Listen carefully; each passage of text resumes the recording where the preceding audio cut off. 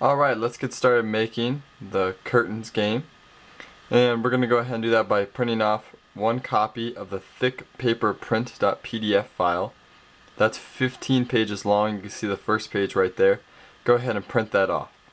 Be sure to use 200-pound cardstock paper. You can pick this up at any local office supply store.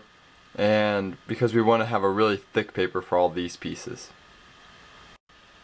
Go ahead and print out the board PDF file on the same thick paper. Remember, that's 200-pound cardstock that you can find at any local office supply store.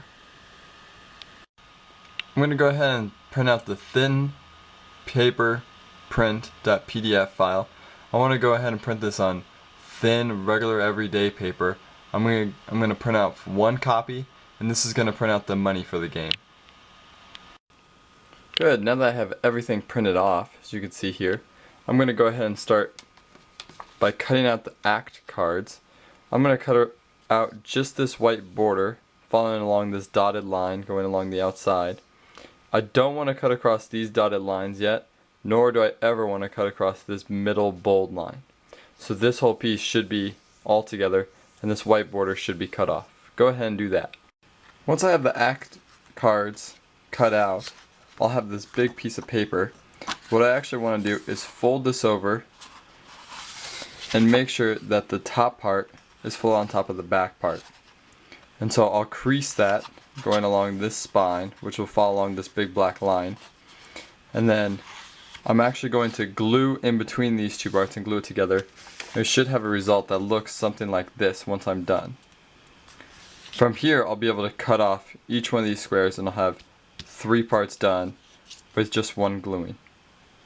Now that we have all of our stuff printed out, we're going to go ahead and take it, so we're going to cut off all the white borders around everything. So we see that around our money over here, the act cards, the venue cards up here, our big old board that's going to be. The only exception is going to be this page. We're going to cut out the white border again, but we want to leave it so this part, all these audience tokens are intact. These tokens are its own little section. And if you have it, this part's going to be its own section. If you have a page where it's just these parts all together, be sure to cut it out so all of these are their own section. Go ahead and do that. Now once I have all the stuff cut out over here, as you can see, I'm going to go ahead and start taking just the act cards over here. I'm going to take them, I'm going to fold them across like this. So they fold along this black line along the middle. And then I'm going to glue them together so they turn into this. So the act cards, they have a back side and now a front side. And then I could just cut along these dotted lines and it gives me 3 different act cards, which you can see here.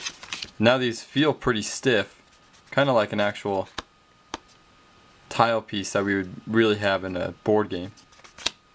So go ahead and do that now with just the act cards, and we'll see how it goes. So after we have our act card set up, we're going to go ahead and cut up our money. So we start here with the full sheet, fold it in half. Then what I like to do is put some glue in between these two. I like to just slob it on there using something like this that has the little brush on it. Then once it's all glued together, it kind of looks like this. Make sure you get all the edges folded around, pressed together. I'm just going to go ahead and cut it out after that, and that'll give me all of our money. Okay, now I want to cut up our audience members.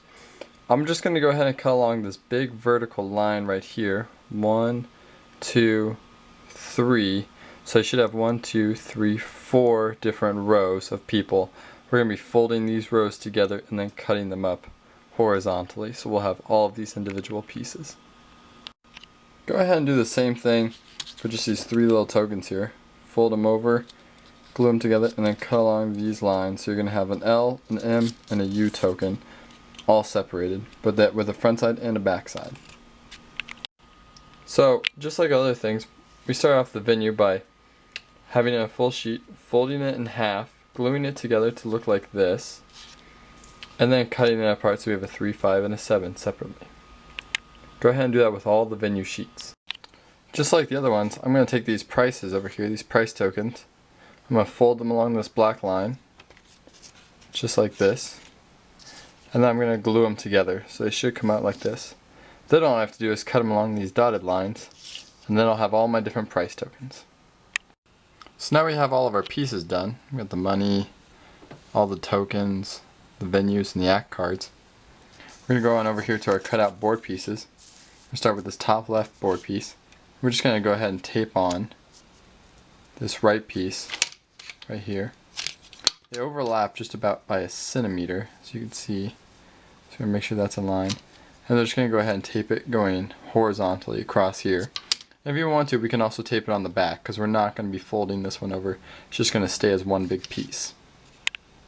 Now that we got the top one taped on to the right piece, we're going to go ahead and tape on this bottom one, this bottom piece. So we're going to do the same thing, just line it up over here, tape it across here, flip it over, and then tape it across the back, because we're not going to be flipping this one over either. Now I'm going to go ahead and attach the bottom piece going on top of the big piece, or on top of the top piece. I'm just going to lay it on top and line it up and tape it across here. That way this part will be able to fold on top of that part, and we'll be able to have a foldable board. So now you see we got everything done. We got all of our tokens over here, we got the cards all done, we got our money done, and we got these little guys done. And finally the big board's done in the back. So now we're ready to play. And if you need to move this stuff around, I like to put everything in little Ziploc bags, just so it stays apart from each other, it doesn't get all mixed up, and it doesn't get all crunched together. So, good luck and have fun playing.